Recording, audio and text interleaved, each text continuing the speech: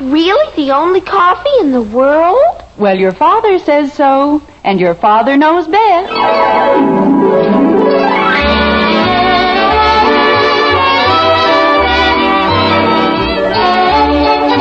Yes, it's Father Knows Best, transcribed in Hollywood, starring Robert Young as father. A half-hour visit with your neighbors, the Andersons, brought to you by America's favorite coffee, Maxwell House. The coffee that's always good to the last drop.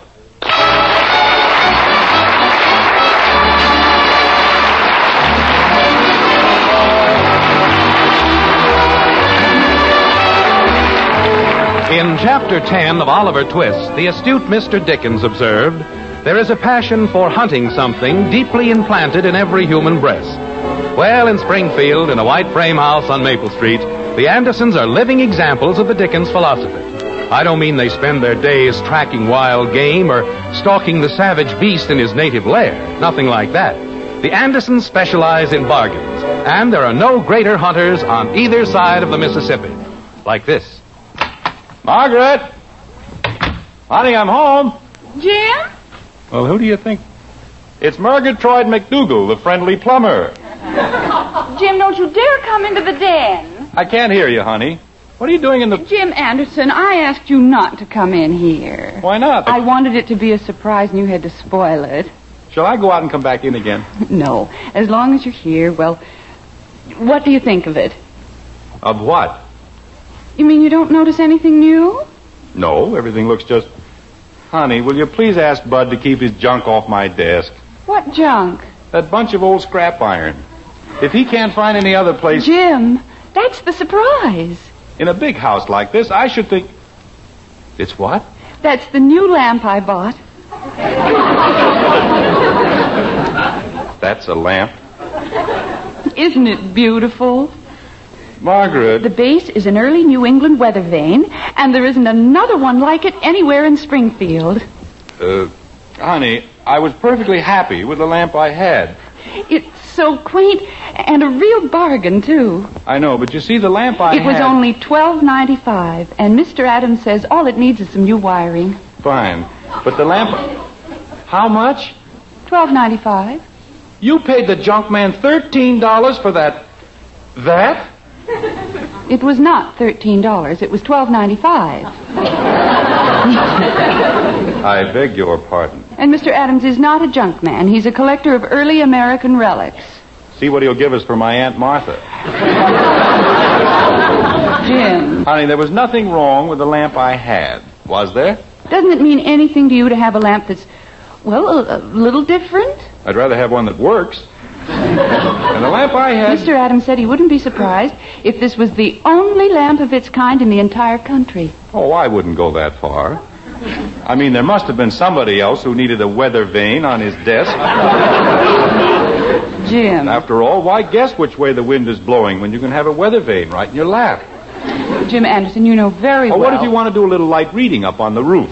Margaret, why don't you call Mr. Adams? Jim, if you're worried about the money, well... That's part of the surprise, too. You mean there's more? I saved $12 whole on the lectures, and that means the lamp doesn't cost us a thing. You saved... Honey, what lectures? Didn't I tell you about that? No, dear, you didn't. Well, Bertram Stokes is giving a series of lectures on the psychology of better living. He is, huh? And the regular price is $18. I see. And just because you were sucker enough to pay only $6, you figured that... I didn't pay $6, Jim. It was $24. You paid $24 for tickets to a bunch of dizzy lectures? Wait a minute. How did you save $12? I told you, the price for one is $18, but if a couple buys them, they're only $24 for the two.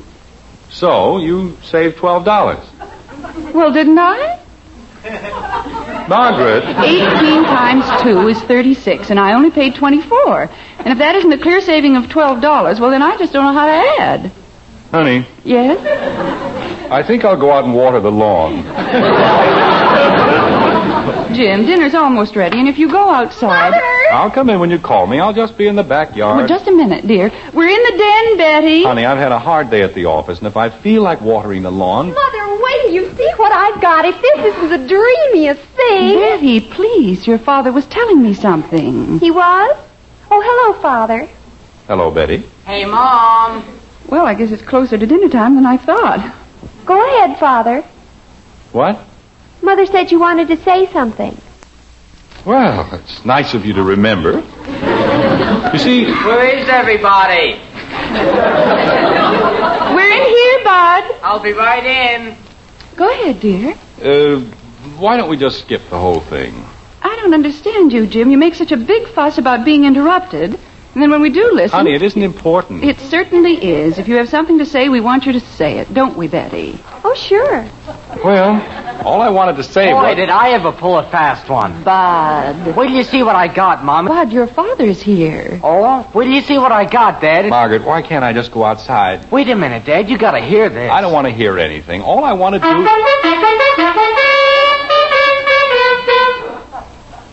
What in the name of heaven is that? It's an automobile horn. Oh, Bud. I know it's an automobile horn, but what's it doing in here? I bought it. If that isn't the silliest thing. What's silly about an automobile horn? You don't have an automobile. I might get one someday. Bud, this will probably amaze you, but automobiles come equipped with horns. Not like this one. Listen. No!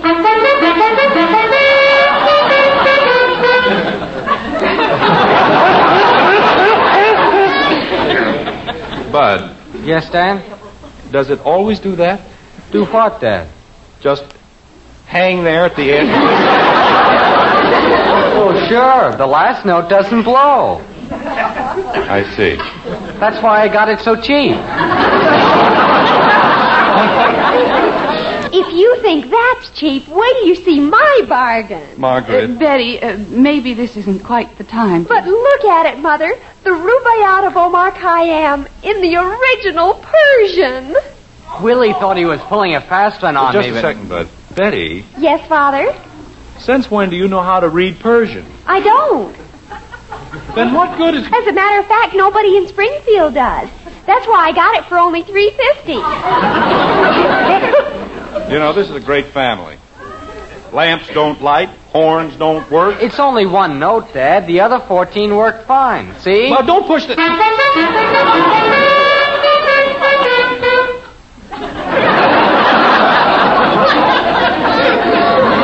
Did you say something, Dad? Maybe I ought to go upstairs and lie down instead. Instead of what? Never mind. Well, if we're ever going to have our dinner... Mommy! Oh, no. Jim, the child has a perfect right to come home. Of course she does, but... Well, I'll just get ready for the worst. Where'd everybody go? We're in here, knothead.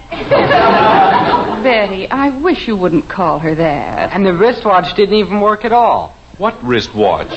The one I gave Willie for the horn. You see, he thought... Oh, Mommy, wait till you see what I've got. It's the most wonderful thing in the world. Kathy, how many times have you been It's told... Jimmy Woody's invention, and when you pull it down here... Kathy, your father was speaking to you. Hello, Daddy.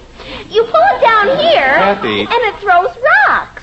Isn't that wonderful? Kathleen. I said hello. Wait a minute.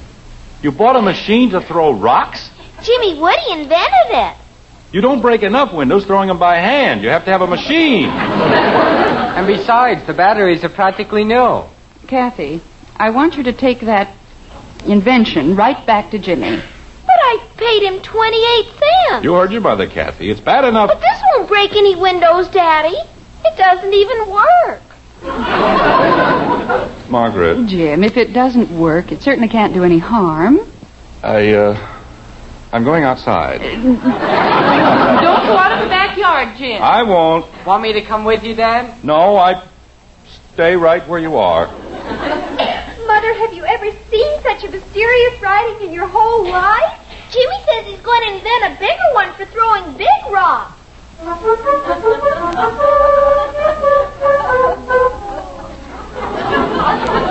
I don't know. Some people go through their whole lives and nothing like this ever happens to them. They get up in the morning and everything's peaceful and calm. They come home, have a quiet dinner, listen to the radio. But not me. I have to live in a boiler factory. My mother said there'd be days like this. But she didn't say there wouldn't be any other kind. Hiya, Jim. What's going on over there? Oh, hello, Ed. Sounded like you were having a fox hunt in the living room. What's the big idea? Bud bought an automobile horn. A bargain. What for? I told you it was a bargain. Who needs any other reason? You're off on that again, huh? The whole bunch of them. Margaret's got a lamp in there that Benjamin Franklin probably threw away. Sounds bad. You ought to see it. Silliest looking piece of junk in Springfield. Now, let's sit down in the swing. I don't know, Ed. Sometimes I wonder if they couldn't use a good insurance man in Siberia. You wouldn't like it. Too cold. Africa? Too hot. You know, Jim, you ought to do what my friend Bill Morgan did. He showed his wife. He did? Yes, sir. He put an end to that bargain business, but quick. How did he do that? He bought a plow. Cigarette? Thanks. I don't get it. Well, don't you see? He told her it was a bargain. Well, I still don't. Jim, he doesn't have a farm. He lives in an apartment house. Well, then why did he... Oh, Get it? you mean he brought the plow into the house? Kept it right in the living room. Margaret would kill me. Oh, I don't mean you have to buy a plow. Well, what do you mean? Buy something silly. Like, a Ferris wheel. Ed, Look, if it isn't really silly, it won't do any good. Buy something so cockeyed that, well, nobody can use it. Like a bridge. And they'll get the idea. Ed, you might not have good ideas, but they're certainly expensive. Well, if you want to keep paying for things like that indoor sundial Margret bought. That was a Lulu, wasn't it? Or that porous diving helmet that Bud picked up. You're just making me sicker. Okay, but don't say I didn't tell you how to stop it. You know, maybe you've got something. You know, I'd like to see their faces if you came home with 3,000 or 4,000 goldfish. Wouldn't that be something? Ed, let's find something inexpensively silly. Well, I was just thinking. How about a truckload of rhubarb? You picked it up cheap, huh? Keep trying. 500 or 600 windshield wipers. And... You're getting closer. Hey! I've got it! Bubble gum. What? $1,000 worth of bubble gum. Now, wait a minute. I tell you, Jim, there'll be putty in your hands. That's it.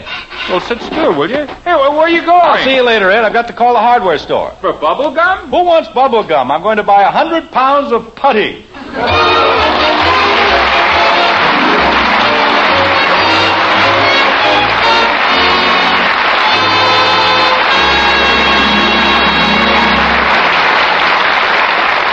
So Father thinks he's going to teach the family a lesson, huh?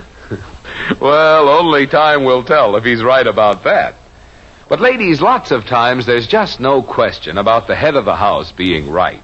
For example, he always knows best about heartwarmingly good coffee. For your husband is the world's greatest coffee expert. Now, we're called experts, too. After all, more families buy our Maxwell House coffee than any other brand.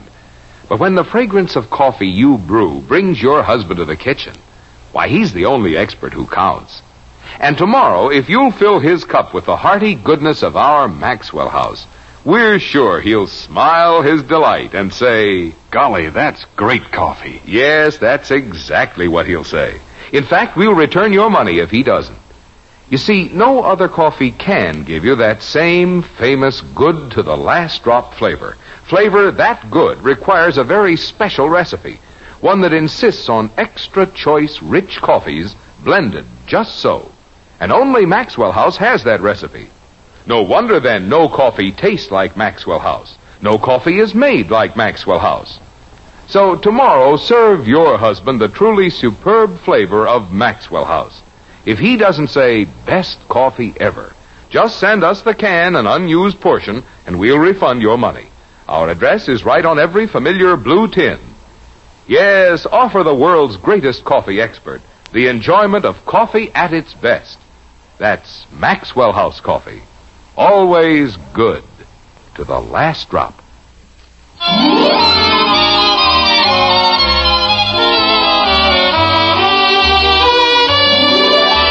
Dinner time has come and gone, and so has the delivery man from Mr. Wilson's hardware store. But in the Andersons' living room, there's a gay little group. 5 assorted Andersons and a nice new barrel of putty. Like this. Jim, of all the idiotic things to buy... I don't see anything idiotic about it at all. I've always wanted to own a barrel of putty. But, Father, £100. Well, naturally. How else do you suppose I could have gotten such a bargain? Dad. Just a minute, Bud. I'd like to explain how much I really saved.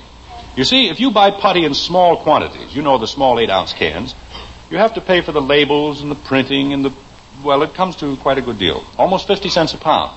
Is that a lot? It certainly is. But buying it this way, Jim. in the large economy size, the whole thing came to only $10.86, or less than 11 cents a pound. Now that's a bargain. Jim. Yes, Margaret? How long will 100 pounds of putty last? Oh, it'll last me a lifetime. If I live that long. That isn't what I mean. Won't it dry up? Of course not. We're going to keep a damp cloth over the barrel. And every night, Bud will go out and see that it stays damp. Won't you, Bud? Holy cow. Jim, I don't know what you're trying to prove. I'm not trying to prove anything. Just that he likes putty. That's it. Why, you have no idea how good I'm going to feel. Walking down the street and hearing people say, "There goes Jim Anderson. Boy, does he have putty."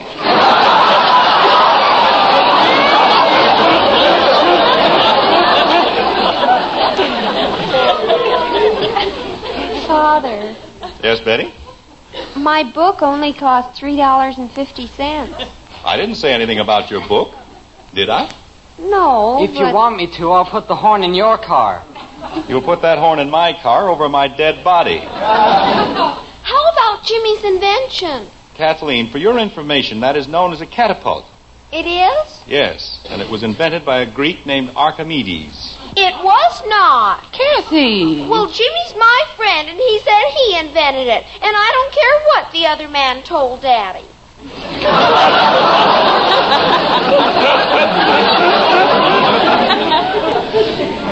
Kathy, Archimedes has been dead for almost 2,300 years. Then how could he invent anything? He had a system. Oh! Jim, I realize that some of the children's things are a little ridiculous, but... Why, Mother! Holy cow, Mom. Even I know a sundial's no good inside the house. It was not a sundial. It was a bird bath. For the living room? Well, naturally, kitten. We have birds flying into our living room all the time.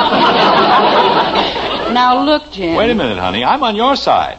After all, we bargain hunters must stick together. Mustn't we? Every single thing I have ever bought has had a sound, practical value. That's what I said. Like those broken records you picked up. Very practical. Only the first couple of inches were broken off, and nobody ever listens to anything but the chorus anyway.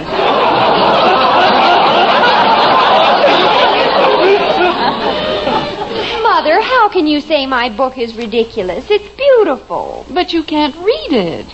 I don't have to read it. I can just hold it and feel the thrilling vibrations. Let me feel it.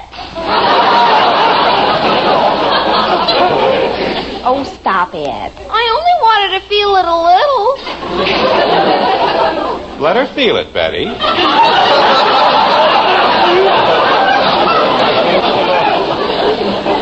Father, if you think... Just a minute, all of you. Bud, get your horn. What are you going to do with it? We're going to put it on top of your father's putty. A horn on top of the putty? That seems like a logical place for it. Then we're going to get rid of both of them. Holy cow. Go ahead, Bud. I wonder what he'll say now. Holy cow. No imagination. Kathy. Do I have to get rid of my rock machine? Yes, Angel, you'd better bring it in here. Gee whiz, I never can have anything. Mother. You're going to take your book back tomorrow, aren't you, dear? But, Mother. Aren't you, dear? I suppose so. Jumping creep. All right, Jim. Now, are you satisfied? How about that silly-looking lamp? It is not... I'll call Mr. Adams first thing in the morning. Well, now we're getting somewhere. I suppose it's too late to do anything about that junk up in the attic. Jim, if you think I'm going to do one more thing... Okay, honey. As long as you get the general idea. Wait a minute. Hold everything. How about Bertram Stokes? Oh, no, that's altogether different. I'm interested in the psychology of better living. Everyone is. I don't need any lectures to tell me how to live better. I know how to live better. I just can't afford it, that's all. Mr. Stokes explains how to get more enjoyment out of the simple things of life. Things that cost you absolutely nothing. Like what? What? Name one thing you can do today that costs you absolutely nothing. Jim, don't be ridiculous. There are thousands of things. Name one. Well, go ahead. There must be something. Sitting in a park? Looking at birds? How long can you keep that up? Bud, stop playing with that thing and bring it in here. Okay, Dad. I tell you, Margaret, if we took the $24 you paid for those lecture tickets and invested it in steaks, we'd all be living better, and without your friend, Mr. Stokes. He isn't my friend. Well, whoever he is, goes around the country telling people how to live. If the government would split my income tax with me, I'd show him how to live. Boy, would I show him. Jim, if a few simple lectures are going to upset you that much... Just a second, honey. I'd better see who's at the door. I suppose I could ask him to give me my money back, couldn't I? I don't think it'll do any good, but you can certainly try. Hello, Mr. Wilson. Mr. Anderson, I hate to disturb you like this, but the most terrible thing has happened. Well, take it easy. It can't be that bad. Just terrible. It's Mr. Wilson, honey. Oh? Well, hello, Mr. Wilson. How are you tonight? Mrs. Anderson, I don't know what to say. It's a tragedy, that's what it is. What is? Of all the times to happen, with Mother's Day coming on Sunday and the hothouse just crowded with orchids. Mr. Wilson, what happened? My brother-in-law's greenhouse. It's ruined. That's it is, just ruined. Oh, why, how awful. I told him not to use the tractor. My sister's the only one who knows how to drive it. But would he listen to me? Not my brother-in-law. What did he do, run into the greenhouse? Broke every window in the north side, but every window. Mr. Wilson, we're awfully sorry. You've never seen such a mess? There's just one thing I don't understand. How do we fit into it? Mr. Anderson, we've got to put in 6 dozen new windows just as quickly as possible, and you have the only putty in Springfield. Now, wait a minute. You have, Mr. Anderson. I checked everywhere. Could I please buy it back? Margaret, stop looking at me like that. How was I supposed to know... I'll give you a good profit on it, Mr. Anderson. I'll pay you anything you ask. I don't want to make anything. Just give me what I paid for it. You see, I'd no idea... Oh, thank you, Mr. Anderson. From the bottom of my heart, thank you. You'll never know how grateful I am. There isn't anything to be grateful about. I had no business buying the putty in the first place. Well, I've got to hurry back to the greenhouse. Don't you want to take the putty? I'll have the truck here for it in 5 minutes. And thank you again, Mr. Anderson. Thank you very much. You're welcome. Well... Margaret. Who would ever have thought that 100 pounds of putty would be so valuable? Honey, if I hadn't bought the putty... But you did. I know I did, but it should never have left the hardware store in the first place. You've made Mr. Wilson very happy, and I'm very proud of you. If I hadn't wanted to teach you a lesson, they'd have had the putty and this whole mess... Mother! Oh, Betty, wait until you hear what your father's done. I didn't do anything. The whole thing was a mistake. Mother, if you just take a good look at my book... Mr. Wilson's brother-in-law had an awful accident at the greenhouse, and your father's putty saved the day. It did? It isn't my putty. I only bought it for a joke. All those beautiful flowers would have died if it weren't for your father's putty. Margaret, for the love of heaven... Isn't it the most wonderful thing you've ever heard? Mother, if they found a use for a silly thing like putty... But a thing like this couldn't happen once in 100 years. Don't you think we might meet somebody sometime who knows how to read Persian? Oh, I wouldn't sell the book now. You wouldn't? Margaret? Why, there's no telling how valuable it might be. I don't know. Mom. Bob, the most wonderful thing has happened. Honey, don't start that again, please. I promised not to blow the horn in the house. But you'll never guess what Father did. Betty. He saved all the flowers in Mr. Houston's greenhouse. Margaret. Who's Mr. Houston? He's the man who owns the hardware store's brother-in-law. Hey, how about that? I didn't save anything. Kathy! Oh, dear. Margaret, if you'll just tell them... Mommy, it works. Jimmy's invention works. Now, look, all of you. Bud! I just wanted to see if it was fixed. Margaret, I've had enough of this nonsense. You're going to take all of that junk... Junk? Why, Father! Jim Anderson, don't you dare call it junk. But 5 minutes ago... If you can be a hero with a ridiculous thing like putty... I can feel it. I can just feel the vibrations. Bud, we've got to bring all those things down from the attic. You bet, Mom. And I'm going to get a bigger rock machine. Oh, no.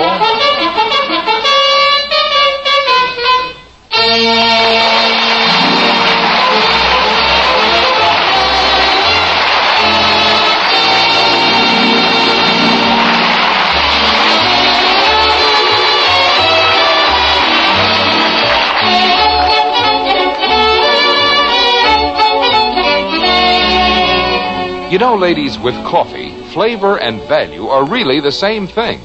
Flavor is the reason you buy coffee. So your best value is the coffee with the most in flavor. And at your grocer's, there's one coffee famous above all others for flavor. Our Maxwell House coffee.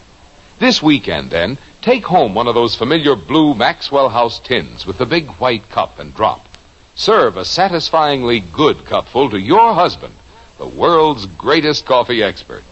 When he beams and says, best coffee ever, you'll know why Maxwell House is America's favorite.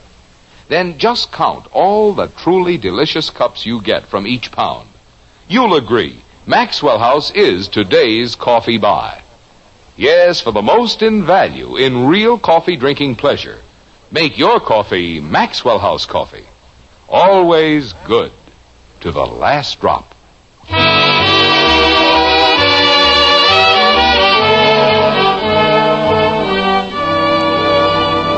Ladies and gentlemen, this is Robert Young. I have just been advised that Father Knows Best has been honored by the National Safety Council with its 1950 Award for Public Service.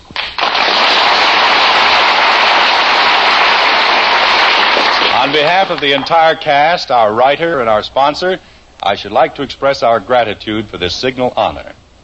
And as long as we're on the subject of highway safety, I'd like to speak directly to the more than 3 million youngsters who have signed man-to-man and dad-to-daughter agreements in our Robert Young Good Drivers Club. Spring is here, and the open roads are a great temptation for racing, for joyriding, for downright recklessness. That's why I ask you to re-examine your pledge, to read once more the 8 rules of good driving you promised to obey. You'll do it right now, won't you? That's fine. See you later.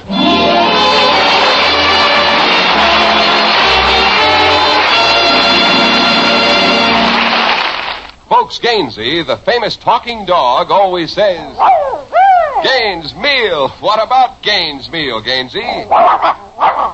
Nourishes every inch of a dog. It sure does. Kennel and laboratory tests prove Gaines Meal supplies balanced nourishment your dog needs for good health. Yet Gaines costs less to feed than any other type of dog food. So, folks, get Gaines Meal. America's largest selling dog food. Join us again next week when we'll be back with Father Knows Best, starring Robert Young as Jim Anderson, with Roy Bargy and the Maxwell House Orchestra. In our cast were Norma Jean Nilsson as Kathy, June Whitley, Rhoda Williams, Ted Donaldson, Barney Phillips, Tim Graham, and yours truly, Bill Foreman. So until next Thursday, good night and good luck from the makers of Maxwell House, America's favorite brand of coffee. Always good to the last drop. Father Knows Best was transcribed in Hollywood and written by Ed James. Now stay tuned in for Dragnet, which follows immediately over most of these stations. Dragnet is the story of your police force in action. Listen on NBC.